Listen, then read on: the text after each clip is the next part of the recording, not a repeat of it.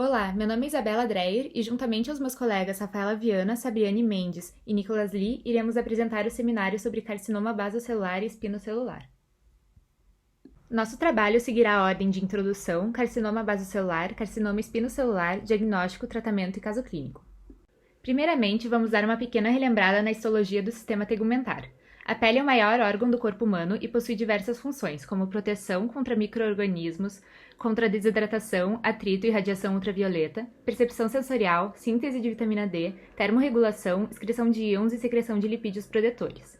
Ela é composta superficialmente pela epiderme, que é a porção epitelial de origem ectodérmica, na qual podemos observar melanócitos e queratinócitos, e mais profundamente pela derme, porção conjuntiva de origem mesodérmica, formada principalmente por fibroblastos, nervos, glândulas, vasos sanguíneos e linfáticos. Os cânceres de pele são as neoplasias malignas mais frequentes no Brasil, correspondendo a 33% de todos os tipos de câncer no país.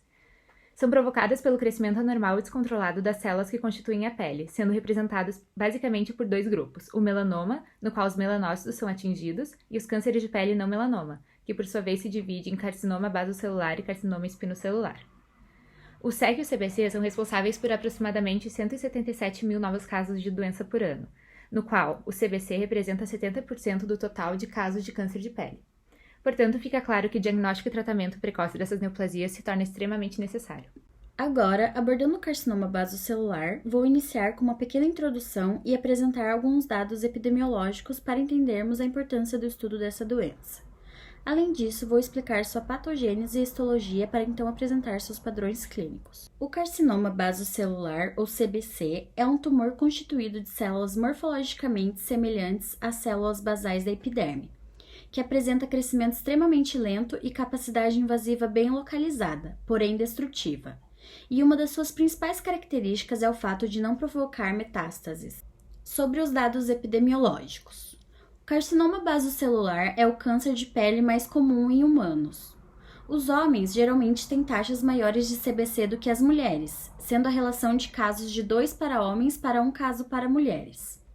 A taxa de incidência de CBC aumenta com a idade, e a idade média no momento do diagnóstico é de 68 anos.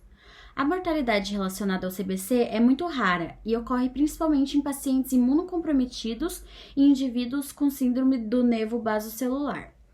Casos de metástase de CBC são mais comuns quando originados de tumores com padrões histológicos agressivos. E, quando ocorre, a metástase geralmente envolve linfonodos, pulmões, ossos, pele e sistema nervoso, sendo a invasão do espaço perineural um indicador de agressividade da doença. Por fim, a razão de mortalidade é estimada em 0,12 de 100 mil. Com relação à patogênese, o gene mais frequentemente alterado nos CBCs é o gene PTCH, que codifica receptores proteicos transmembrana que participam da via de sinalização Sonic-Reg-Hog, funcionando como supressores tumorais. E a segunda mutação genética mais comum é a mutação pontual de P53, que aparece precocemente durante a carcinogênese e ocorre de forma aleatória causada por raios UV. Já quanto à histologia, o CBC se apresenta como uma proliferação celular de característica basocelular, que se dispõe empaliçada na periferia das massas tumorais. Em geral, os núcleos das células tumorais são grandes, uniforme, pouco anaplásicos e com raras mitoses. O tumor pode apresentar diferenciação ou não. Quando indiferenciado, o tumor é dito sólido, sendo a apresentação mais frequente.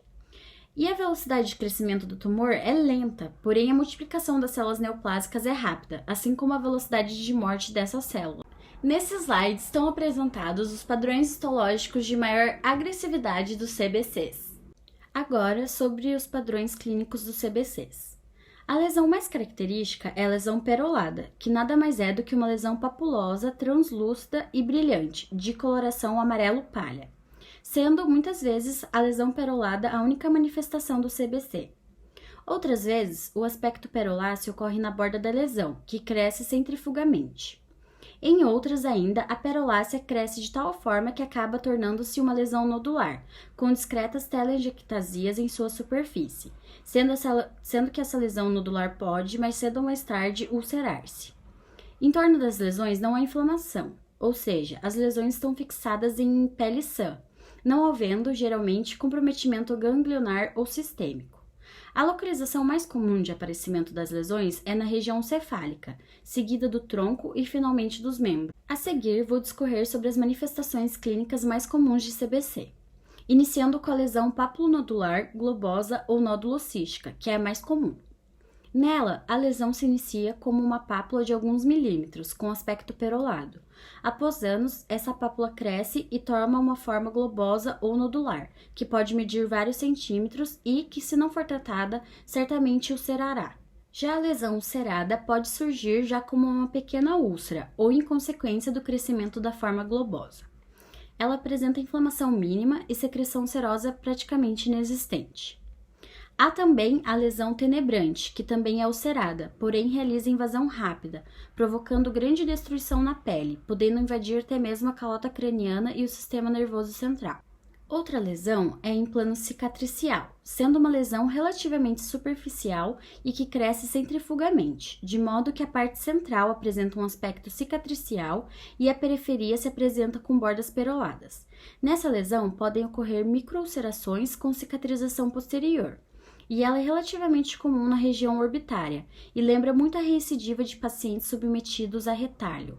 Já a lesão superficial apresenta-se geralmente de forma oval, eritematoescamosa ou superficial, tendo a borda delimitada por um cordão muito fino, nem sempre perceptível, e é a apresentação do CBC comum aos pacientes submetidos à radioterapia.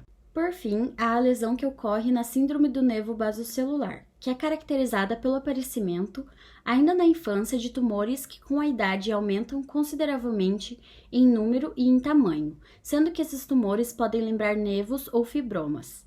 Tal síndrome é de herança autossômica dominante e ocorre a partir da mutação no gene PTCH.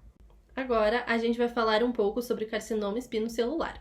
Bom, o carcinoma espinocelular, também chamado de carcinoma de células escamosas ou carcinoma epidermoide, é a segunda neoplasia maligna do tipo não melanoma mais comum e ela é causada por proliferação descontrolada dos queratinócitos da epiderme, apêndices cutâneos e mucosas escamosas estratificadas. O SEC é mais prevalente na população idosa e no sexo masculino, na razão de 3:1 em relação ao feminino. Além disso, a mortalidade por conta de metástases também aumenta com o envelhecimento. O processo de carcinogênese do SEC envolve um amplo espectro que mostra a progressão de lesões pré-cancerosas até o SEC invasor. A exposição a fatores de risco, em especial a exposição aos raios UVB, gera uma instabilidade genética nos queratinócitos pela inativação da P53. Além disso, o processo aborda sinalização aumentada de oncogenes, como RAS, STAT3 e VEGF, e diminuída de genes supressores de tumor, como E-caderina, SR-Casme e já comentada P53. Ocorre primeiro a replicação de células mutadas da epiderme e com o acúmulo dessas, as lesões vão se formando. Primeiro, ceratoses actínicas, que evoluem para SEC in situ e SEC invasor. Na histologia, o SEC é classificado em graus 1, 2, 3 e 4, de acordo com a classificação de Broders, que avalia os graus de diferenciação da lesão. Quanto maior o grau, mais indiferenciado é o carcinoma e, portanto, mais agressivo. Nos tumores mais diferenciados, a presença de pérolas córneas pode ser expressiva. Agora vamos falar sobre os padrões clínicos e dermatoscópicos do espectro dessa neoplasia. É importante identificar sinais de malignidade precocemente, como crescimento rápido e sangramentos, que sugiram evolução das lesões pré-cancerosas para SEC invasor. Também é necessário perceber se o paciente apresenta campo de cancerização, que é uma região que possui múltiplas lesões com diferentes graus de malignidade, desde CAs até SEC invasor. Dessa forma, é necessário utilizar a dermatoscopia a nosso favor para realizar a diferenciação dessas lesões e ter em mente o modelo de progressão abaixo desenvolvido por Iris Alaudec. A principal lesão pré-cancerosa são as ceratoses actínicas. Elas têm potencial para progredir para SEC, são comuns em áreas fotoexpostas e em pacientes com fototipos menores. Podem estar sozinhas ou serem múltiplas, como na foto acima. Geralmente se apresentam como lesões eritematosas e ásperas, com espessura variável e são mais palpáveis do que visíveis. Na dermatoscopia, tem variâncias, mas suas características mais comuns são padrão morango com pseudorrede avermelhada, como na foto ao lado. E aqui na foto também dá para ver esses pontinhos brancos, que são conhecidos como rosetas. Outras lesões pré-cancerosas que são menos comuns são a papulose bowenoide e a epidermodisplasia verruciforme. SEC in situ, ou doença de Bowen, ou eritroplasia de Queyrat, quando presente na região peniana, é uma neoplasia do espectro de SEC que possui crescimento lento e assintomático. Eles geralmente se apresentam como placas eritematosas e bem delimitadas, como na da foto. E quando se encontram na região peniana, possuem superfície mais lisa e aveludada. Observando os achados dermatoscópicos, percebemos vasos glomerulares em ponto e centro com escamas opacas, amareladas ou brancas, visto na foto do meio. E o padrão de explosão estelar na última foto, que é bem característico da evolução de uma CA para SEC in situ, de acordo com o modelo de progressão da Irisa Laudec já apresentado anteriormente. SEC invasor pode ter origem em áreas cutâneas ou mucosas saudáveis previamente, áreas fotoexpostas ou sobre lesões pré-existentes, como cicatrizes, por exemplo. É importante comentar aqui sobre as úlceras de Majoulin, definidas como SECs que se desenvolvem sobre áreas de queimaduras. A taxa de crescimento varia, podendo ser lento ou rápido, porém, o crescimento dos SECs é mais rápido que o do CBC. Devemos prestar atenção à queixa de sensibilidade e dor que sugerem envolvimento perineural e, por consequência, alto risco de metástase. Apesar de existirem diversas variantes clínicas ao exame físico, eles geralmente se apresentam como pápulas com bordas endurecidas e centros queratóticos, como podemos ver na foto. Segundo o guideline do National Comprehensive Cancer Network de 2018, o SEC invasor pode ser classificado em baixo e alto risco de recorrência ou metástase, seguindo os seguintes critérios da tabela a seguir. Os critérios clínicos e histopatológicos avaliados pelo NCCN compõem a tabela e serão explicados posteriormente. Os subtipos de baixo risco são carcinoma verrucoso, carcinoma metatípico e carcinoma misto. O carcinoma verrucoso ainda é classificado em epitelioma cuniculatum, condiloma acuminado gigante da genitália e papilomatosa oral florida. Já os carcinomas espinocelulares de alto risco são carcinoma epidermoide acantolítico, carcinoma adenoescamoso e carcinoma epidermoide desmoplástico. Agora vamos comentar rapidamente sobre os tipos de carcinoma verrucoso. O epitelioma cuniculatum acomete a região plantária comum no sexo masculino e, por conta da deambulação, muda o padrão clínico, se tornando uma lesão vegetante como a da foto ao lado, e pode ter secreção purulenta. O condiloma acuminado gigante da genitália acomete a região peniana de homens não circuncisados. E a papilomatose oral florida corresponde a 5% dos carcinomas orais, ocorre na região mucosa gengival e da faringe e se apresentam como lesões papilomatosas, como dá para ver na foto aqui ao lado. Em geral, na dermatoscopia do SEC invasor aparecem vasos em grampo ou lineares irregulares com abertura folicular em alvo, com centro amarelado e halo branco, áreas amorfas sem estrutura e massa central de queratina, como podemos ver na imagem da direita, e ou ulceração, como na da esquerda. É interessante perceber a variedade existente entre as duas imagens abaixo, que mostram como é ampla a possibilidade de características dessas lesões, provando assim a eficiência da dermatoscopia. Agora, antes de falarmos sobre o diagnóstico propriamente dito, falaremos um pouco sobre os fatores de risco. Compreender quais são eles é essencial. Indivíduos que apresentam maior idade, exposição prolongada e repetitiva à radiação ou luz solar ocupacional, principalmente radiação UVB, não utilizam protetores solares com FPS maior que 30, histórico familiar ou pregresso de câncer de pele, tabagismo, imunossupressão, infecção pelo HPV e, entre outros, devem ser motivo de cautela por parte dos médicos. É importante avaliar o fototipo do paciente pela classificação de Fitzpatrick, que foi criada em 1976 e a qual classifica a pele em 6 fototipos, analisando a sensibilidade dos indivíduos quando expostos ao sol. Os fototipos 1 e 2 estão mais propensos a desenvolver carcinoma espinocelular e basocelular. Devemos suspeitar dos carcinomas quando o paciente apresenta sinais de perigo da lesão, apresentados pela imagem ao lado, a presença de fatores de risco e características precoces de cada tipo de neoplasia, como já foi comentado anteriormente. Para a confirmação diagnóstica, devemos retirar uma boa história clínica do paciente, nos atentando para a morfologia das lesões, velocidade de crescimento delas e presença de fatores de risco, atrelado à realização de exame físico detalhado, com inspeção e palpações cuidadosas, podendo ajudar a identificar as neoplasias e diferenciar outras doenças cutâneas. Devemos determinar a exata localização e tamanho da lesão, se aparenta ter qualquer sinal de malignidade, como sangramentos, ligações com outras estruturas subjacentes, se os limites tumorais estão bem ou mal definidos e se há presença de cicatrizes ou alguma inflamação. Durante a consulta, como mencionado anteriormente, é importante a realização da dermatoscopia. É uma ferramenta auxiliar não invasiva para os dermatologistas, que permite a observação de estruturas morfológicas das lesões não vistas ao olho nu ou com outras lentes, auxiliando assim no diagnóstico precoce e tratamento de neoplasias e outras dermatoses. A confirmação do diagnóstico é feita a partir da biópsia da lesão. Diversas técnicas da biópsia podem ser realizadas, como excisional, incisional, shaving, por salserização ou punch. Recomenda-se uma biópsia mais profunda no carcinoma basocelular esclerodermiforme infiltrativo, para avaliar o grau de infiltração. Em cânceres de pele mais evidentes, a biópsia pode ser realizada ao mesmo tempo em que se realiza o tratamento definitivo.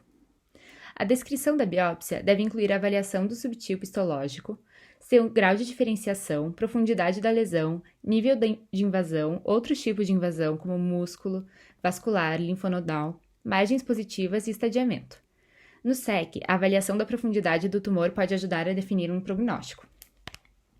Exames de imagem podem ser realizados para analisar a profundidade da invasão tumoral.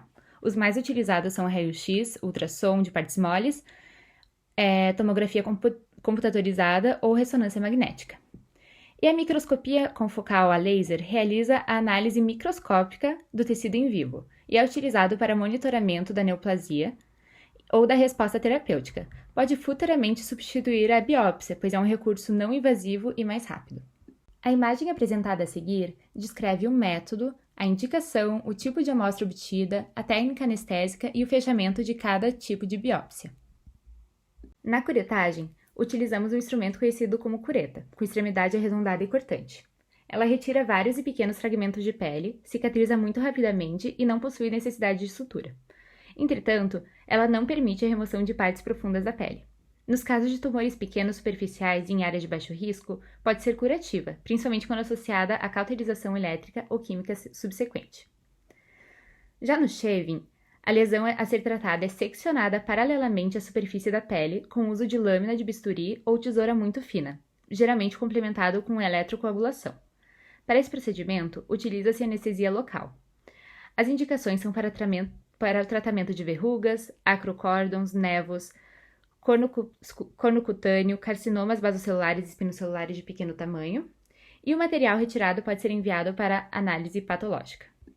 A biópsia excisional remove fragmentos que podem ter grande extensão e profundidade. Há excisões em forma de fuso de pele fechadas por suturas simples, aproximando-se as bordas e outras, de formas circulares ou ovais, reparadas por rotação de retalho cutâneo, que permite a entrada de grandes áreas com um bom resultado estético. Alguns pontos são necessários para o fechamento da ferida e só devem ser removidos depois de 5 a 20 dias, dependendo da extensão e de localização. É utilizada para a remoção de tumores, de bolhas, de paniculites ou de outros processos inflamatórios profundos ou em áreas onde a excisão com bisturi gera melhores cicatrizes. Já o punch possui um cilindro de superfície cortante que, ao ser girado rotatoriamente, se aprofunda na pele e permite a remoção de um cone, que pode alcançar até a gordura subcutânea. A ferida resultante é pequena e costuma ser suturada. Vários diâmetros são disponibilizados, cada um adequado para diferentes propósitos. A técnica incisional se caracteriza pela retirada de apenas uma parte do tumor. Lembrando que a taxa de crescimento do carcinoma espinocelular é mais rápida que a do carcinoma basocelular, e associada a isso existe a possibilidade de ocorrer metástase no primeiro, é necessário e normalmente só se realiza o estadiamento do carcinoma espinocelular. O estadiamento do SEX é feito seguindo os critérios estabelecidos pela American Joint Committee on Cancer de 2010, através do TNM. Nele é considerado o volume do tumor medido por diâmetro e profundidade invasiva. Locais anatômicos que possuem maior risco de comportamento agressivo incluem a orelha, os lábios e locais mucosos, incluindo a vulva e o pênis. Pacientes com carcinoma epidermoide invasivo devem ter suas cadeias linfonodais palpáveis ao exame clínico e o médico deve se atentar para o tamanho e consistência desses linfonodos. Quando falamos dos diagnósticos diferenciais, devemos nos atentar aos que estão apresentados nesse slide. E importante ressaltar que a ceratose liquenoide se diferencia do carcinoma basocelular sobretudo pela aparição súbita, enquanto alguns névos intradérmicos o fazem por sua existência de longa data. Também é importante saber que quando suspeitamos do carcinoma espinocelular in situ, é importante diferenciar de psoríase e quando falamos do carcinoma espinocelular invasor do queratoacantoma. Na avaliação de risco das lesões, levaremos em conta o tamanho da área M, que envolve bochechas, testa, escalpo, pescoço e região pré-tibial, o tamanho da área L, que envolve o tronco e extremidades, com exceção da região pré-tibial, mãos, pés, unhas e tornozelos, a histopatologia da lesão e a história mórbida pregressa do paciente. Devemos levar em conta que lesões de alto risco dependem primeiramente da localização anatômica.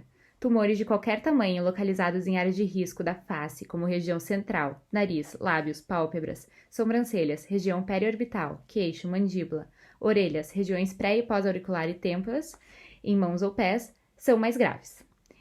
E, além de tudo, devemos levar em conta a preferência do paciente e as possíveis complicações que um tratamento cirúrgico pode trazer.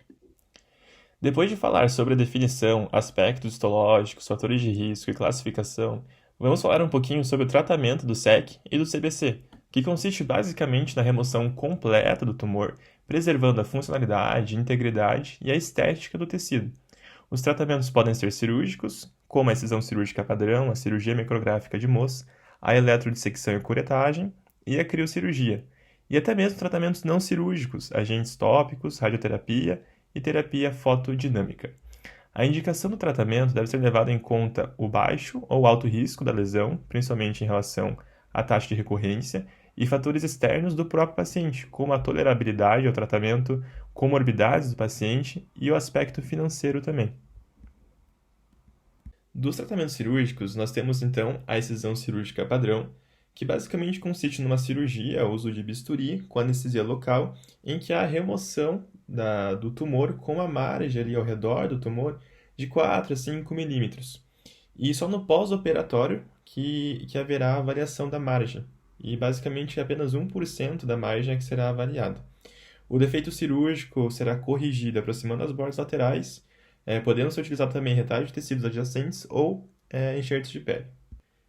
Nesse slide, a figura da direita, a gente pode observar um paciente com um diagnóstico de SEC na orelha e com uma excisão cirúrgica padrão para tratamento do tumor. Para melhor integridade do tecido, foi optado pelo enxerto de pele. E na figura de baixo à direita, a gente tem o resultado final após a cicatrização do enxerto. Nessa outra figura, à esquerda, demonstra como as margens da excisão cirúrgica padrão são avaliadas.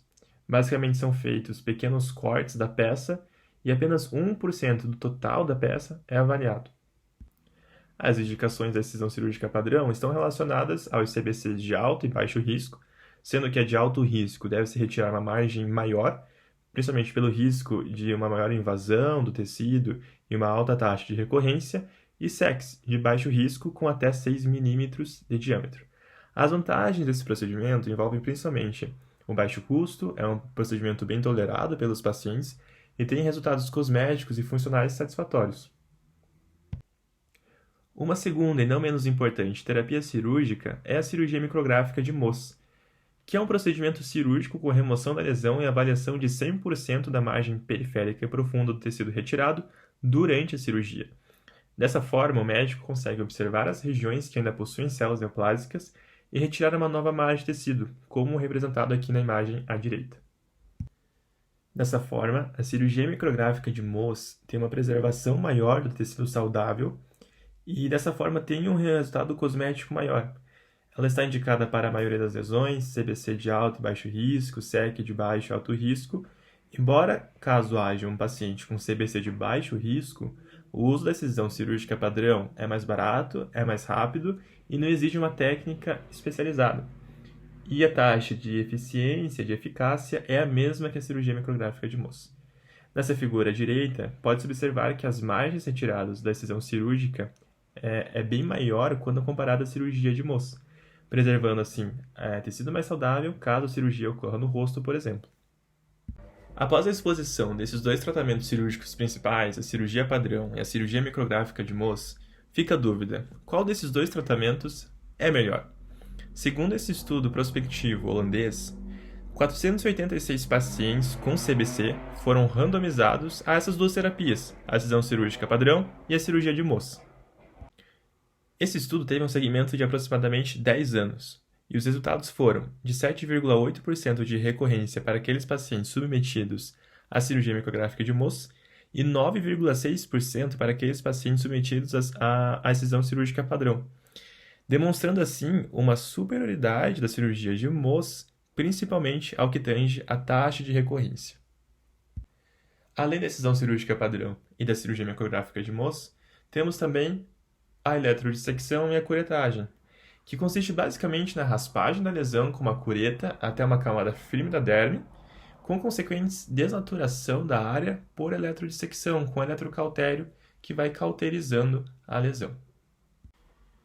A indicação desse procedimento está relacionada ao CBC de baixo risco, com até 6 mm de diâmetro, e SEC de baixo risco também, mas aqueles pequenos, superficiais, bem definidos e em locais não críticos. Esse procedimento possui algumas desvantagens, como, por exemplo, a remoção incompleta do tumor, tem um resultado cosmético ruim, não é indicado para tumores invasivos porque é um procedimento bem superficial, não atinge camadas profundas e possui uma alta taxa de recorrência de 6 a 19%, principalmente em áreas críticas. E o último tratamento cirúrgico que nós vamos abordar nesta apresentação é a criocirurgia, que consiste também na aplicação de nitrogênio líquido na lesão para a formação de microcristais dentro dos vasos intravascular e fora dos vasos, no extravascular, fazendo um dano hipertônico com consequente destruição da membrana fosfolipídica e morte das células tumorais. A criocirurgia está indicada para os CBCs de baixo risco e para os SECs in situ e SECs invasivos de baixo risco também. Possui algumas desvantagens, como por exemplo uma alta taxa de recorrência de 4 a 17% e um resultado cosmético desfavorável, com hipopigmentação e cicatrizes locais. A vantagem da criocirurgia é um procedimento de baixo custo, que exige apenas anestesia local. Depois de abordar os tratamentos cirúrgicos, vamos começar falando sobre os tratamentos não cirúrgicos. Dos agentes tópicos, nós temos o imiquimod, que basicamente é um creme que promove uma resposta imune no local da aplicação. Então, você passa o creme na pele e naquela região onde você aplicou o creme, vai ter o recrutamento de células de defesa. A concentração dele é no creme de 5%, a aplicação é feita pela noite, 5 vezes na semana, durante 6 semanas ou até no local da lesão ocorrer eritema e descamação local. Temos como efeitos colaterais o prurido, eritema, dor, sangramento local no local da lesão, e alguns sintomas sistêmicos são observados também, como a síndrome influenza-like e a fadiga. A indicação desse agente tópico são para CBCs de baixo risco e superficiais, quando não tem indicação cirúrgica desses tumores. A desvantagem é que ele tem uma alta taxa de recorrência e uma vantagem é que possui um bom resultado cosmético. Um segundo agente tópico que nós temos é o fluoracil. O fluoracil é um creme antimetabólico inibidor da síntese de DNA, e se há inibição da síntese de DNA, não há proliferação celular. Então, caso ele seja aplicado sobre lesões tumorais, há uma necrose tumoral. O fluoracil é encontrado numa concentração de 5% e ele é aplicado 2 vezes ao dia por 4 a 6 semanas.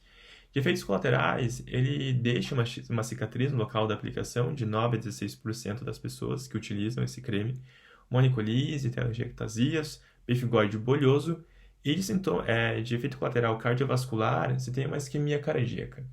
A desvantagem do uso do fluoracil ocorre principalmente em CBCs.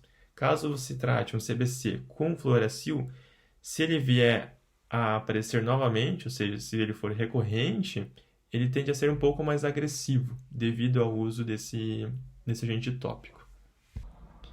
A terapia fotodinâmica é um tratamento não invasivo que consiste na aplicação de um fotossensibilizante, uma ou ALA, seguido da exposição da pele ali com aquele fotossensibilizante a uma luz azul ou vermelha. De efeitos colaterais, você vai ter uma fotossensibilidade maior, uma dor, uma queimação, eritema e até mesmo edema no local. São indicados para aqueles CBCs de baixo risco e pacientes com doença de Bowen. De vantagem, ele tem um melhor resultado cosmético quando comparado às outras opções tópicas. E de desvantagem, ele tem também uma alta taxa de recorrência. E a última terapia que nós vamos abordar aqui é a radioterapia, que consiste basicamente na emissão de raios ionizantes para a destruição das células neoplásicas. Ele é um procedimento que tem um alto custo, exige uma maior disponibilidade do paciente em ir à clínica, em ir ao centro especializado e ser submetido à radioterapia. Tem efeitos adversos a longo prazo, como, por exemplo, o câncer de tireoide, caso o tratamento seja feito no pescoço, e não há um controle de margens também. De efeitos colaterais locais, tem-se alopécia, eritema, descamação e até mesmo fibroses, e está indicado para CBC de alto risco, SEC de baixo e alto risco, para aqueles pacientes que não têm indicação à cirurgia, principalmente devido às suas comorbidades. Mas afinal, a radioterapia é de fato um tratamento eficaz? Segundo esse estudo prospectivo, randomizado, 174 pacientes foram submetidos à cirurgia padrão e 173 pacientes foram submetidos à radioterapia. E o que se observou foi basicamente que, num segmento de 4 anos, a taxa de recorrência dos pacientes submetidos à cirurgia padrão foi de 0,7%, comparada a uma taxa de 7,5% dos pacientes submetidos à radioterapia. Dessa forma, conclui-se uma superioridade da excisão cirúrgica padrão quando comparado à radioterapia. E dentre as terapias não cirúrgicas, qual que se sai melhor? Nesse estudo holandês, foram randomizados 601 pacientes para um tratamento de CBC superficial com imicimod, fluoracil e terapia fotodinâmica. Desses 601 pacientes, 202 foram submetidos à terapia fotodinâmica padrão, 198 submetidos ao tratamento com imicimod e 201 pacientes submetidos ao tratamento com fluoracil. Dos pacientes submetidos ao tratamento com terapia fotodinâmica, 21 pacientes tiveram recidiva do tumor em 1 ano, enquanto 12 pacientes tiveram recidiva do tumor quando fizeram imicimod e 15 pessoas tiveram recidiva da lesão quando submetidos ao fluoracil. E num segmento de 4 anos desses mesmos pacientes, 4 pacientes tiveram recidiva da lesão quando submetidos à terapia fotodinâmica, 7 pacientes tiveram recidiva da lesão quando submetidos à terapia com fluoracil e apenas 2 pacientes tiveram recidiva da lesão quando submetidos ao tratamento com imicimod. Dessa forma, o imicimod demonstrou-se ser superior ao fluoracil e à terapia fotodinâmica, e a terapia fotodinâmica demonstrou ser superior ao fluoracil. E agora iniciaremos com o caso clínico 1 da paciente MJB, 88 anos, sexo feminino, caucasiana, professora aposentada, brasileira, natural de Pernambuco e residente de Aparecida de Goiânia, em Goiás, na zona urbana. Ela refere que há 5 meses vem apresentando em região dorsal do pé direito uma lesão superficial irregular, de 2,3 por 2 centímetros. É uma lesão ulcerada e com coloração acastanhada. De história mórbida pregressa, ela teve câncer de pele não melanoma tipo CBC nas costas e face. E de história mórbida familiar, teve mãe com câncer de útero e sobrinha com câncer de mama. A biópsia realizada por meio do processo histopatológico concluiu a presença de carcinoma basocelular com variante nodular, com padrão de crescimento do tumor expansivo, bloco celular arredondado, paliçada periférica bem formada, pleomorfismo nuclear moderado, estroma de tumor fibroso, profundidade de invasão tumoral derme reticular profunda e vazão perineural e vascular não são observadas. Margens periféricas e cirúrgicas estão livres de neoplasia. O tratamento de recidiva do CBC nodular em dorsal do pé direito, como das costas e da face, foi por excisão simples e não foi proposto nenhuma modalidade terapêutica como quimioterapia ou radioterapia. Apenas acompanhamento, que já foi realizado nos primeiros 15 dias após a biópsia. 1 mês e no final de junho tem o próximo retorno. Observa-se uma evolução da cicatrização muito profunda. Agora vamos ler o caso clínico 2. Paciente do sexo masculino, 21 anos, pardo, estudante, auxiliar de pedreiro, procedente de Rondonópolis, Mato Grosso. Relatou exodontia havia 9 meses por apresentar dor aguda em molar inferior esquerdo, sem história de lesão na ocasião da extração. Ele evoluiu com fratura da mandíbula esquerda e suspeita clínica inicial de osteomielite. Foi encaminhado ao serviço de cirurgia e cabeça e pescoço do Hospital Erasto Gedner, em Curitiba, para avaliação. O paciente descreveu tabagismo havia 5 anos, 20 cigarros por dia e uso de cigarros de maconha esporadicamente. Negava etilismo ou exposição a agrotóxicos e outros agentes químicos. Ao exame físico, o paciente havia emagrecido, com perda de 16 quilos em 8 meses e apresentava grande deformidade em região cérvico-facial em função da extensa lesão infiltrativa na boca, envolvendo e destruindo o rebordo gengival e lábio inferior, pele e partes moles da mandíbula, região mentoniana e cervical superior. Havia ulceração extensa na lesão, fístula salivar e trismo, com restrição de 80% da abertura bucal.